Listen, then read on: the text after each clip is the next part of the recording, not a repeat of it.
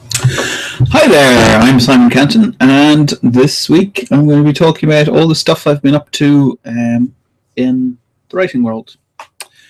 So, where do we start? So, I guess we should start with the launch of The Bite of a King, the sixth book in my Bitter End series, and it was out on September 9th, which actually was yesterday.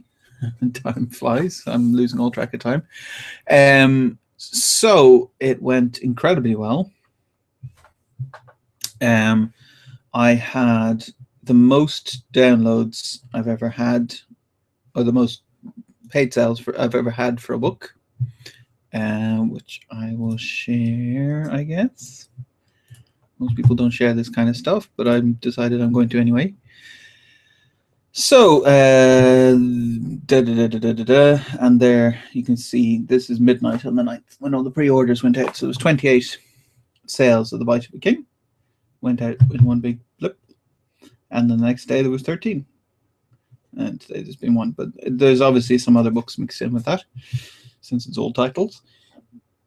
But that was pretty huge. 28 pre-orders between that and the Bite collection.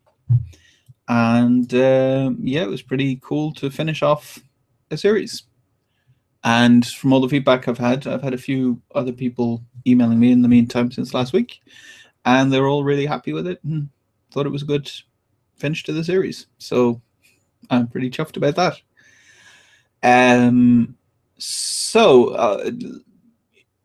Yeah, so I was going to go into the sales a little bit. So one thing maybe people don't realize when they're not a writer is that it's quite difficult to get sales, and 28 books in a day might not seem like a whole lot, but it's actually a ton. So when The Bite on the end of the line at the time, was that The Bite on the Line now, came out, I think I got 2 sales in a month, if I'm right. Hang on, I've got the facts and figures for that too. Yeah, 2 sales for a month. So 28 sales for a day is really good, compared to where I started. Obviously, it's been a couple of years. So yeah, that was good. On sales level, it was good, and on reader satisfaction, it was also good, which is very important to me, because for me at least, the sales aren't as important as the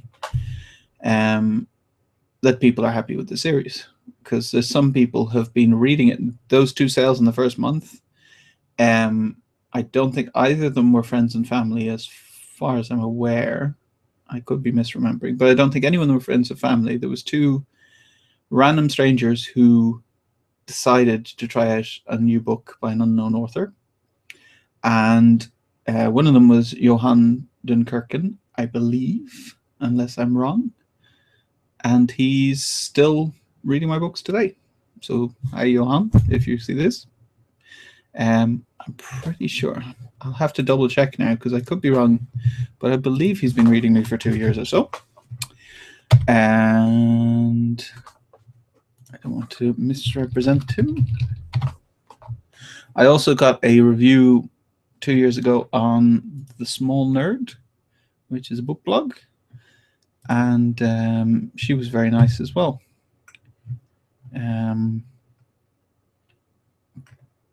So let's have a look. So can I sort by...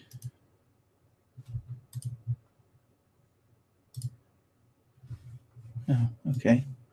I'm just trying to sort things in reverse order, and it's not really doing it for me.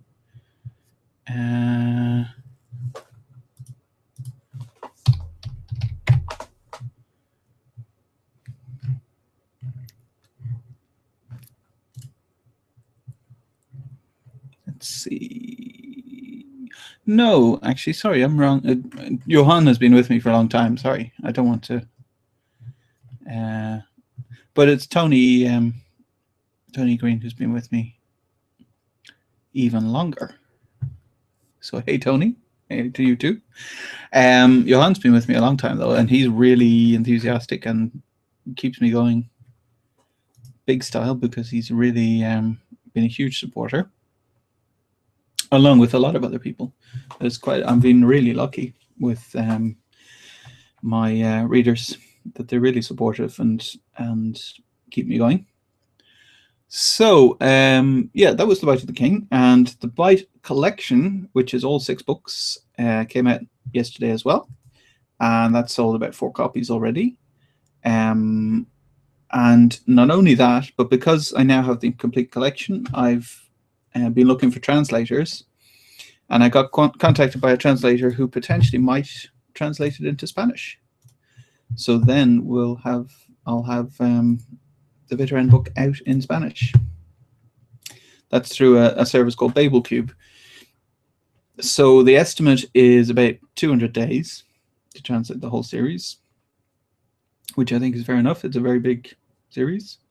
It's a huge chunk of words. So that means by this time next year, there may be the book in Spanish. And I'll have to see if I can pick up other languages too. Let's see, what else? Hard Vacuum has changed its names. I may have said that last week. So Hard Vacuum 1 is now called Hard Vacuum, and Hard Vacuum 2 is now called Planet Zero. And Hard Vacuum 3 is potentially going to be called Violent Science. I just like the name Violent Science. It doesn't really mean all that much other than Kyra is pretty violent and it's science fiction. But I just like the name, those combination of words. And so I've started planning that out. It's still almost 4 months away before the release date. 1st of January is the planned release date. And I've got Green Star Season 3 to edit in the meantime. So far it's just a plan. I've written about 500 words. In fact, as a special treat, I could read a little bit out. Just the first little bit. Obviously, this is all subject to change because it's months until it's finished. So let's see. Kyra Soran sat in the police interrogation cell, using the strength of her robotic fingers to pick the pieces of the table, to pick off the pieces of the table in front of her and flick them at the one-way glass. Opposite her, the president of the NCP, Ives Goldst, seemed to be turning a violent shade of purple. That amused Kyra almost as much as imagining the police officers behind the glass flinching with each piece she flicked at them. You can see why I'm not a narrator. Stumble over every word. I don't think you understand the seriousness of the charges against you, the president said. There is overwhelming evidence that you perpetrated the murder of Balthazar Kemke. That's ridiculous, Kyra said. He was dead when I got there. I'm guessing it was suicide. Suicide? He was shot 12 times in the chest. Well, he always did have a flair for the dramatic. Anyway, and it goes on from there. I don't want to spoil too much, or, you know. And obviously, I'm going to be editing and all that kind of stuff, so it's maybe none of that will make it in. We'll see. It depends what the story ends up being about. What else? And other news, I've tried using Dragon Naturally Speaking to help me write some books. So that's where it's dictation software. And it's way more accurate than anything I've ever used before. As a comparison, I used my Android phone to try and dictate, and it was wrong 25% of the time or more.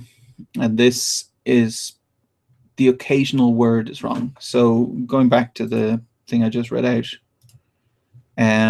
I said in the police interrogation cell, it wrote on the police interrogation cell. So it's not exactly perfect. Like, I would say that it's nowhere near as accurate as when I type. However, I'm going to try and use it to see if I can boost up my word counts every hour. Because the faster I can get the first draft done, because I'm going to edit it anyway. So if I'm going to edit it anyway, potentially I've got more work to do if there's a lot of problems, but I'll have to see. I've got lots of stats. I keep lots of stats on how fast I write versus publish and stuff like that, so I can work out if I write this book using this, whether it's faster or slower. And if it's slower, obviously I won't use it again. And if it's faster, I might. What else? Green Star Season 3 coming up. I'm going to be editing it. Dave is currently working on episode 8 of Season 3. So there's only 8, 9, 10. So I haven't even started on episode 1 of my copy editing and fixing bugs and things like that. But it tends not to take as long as Dave would take doing the second draft, because he's really fixing the story. I mean, he has to go into it in great depth, whereas I'm just fixing typos and stuff. Hopefully, unless I see a big problem. But that tends not to happen. Dave's already gone through it pretty carefully. I think that's it for this week for writing. Don't forget that in an hour and 20 minutes, I'll be on Pundit Podcast with Mike, where I'm guessing we'll be talking a little bit about Narcos maybe and Avengers and stuff like that. Thanks very much for watching, and I'll see you next week, hopefully.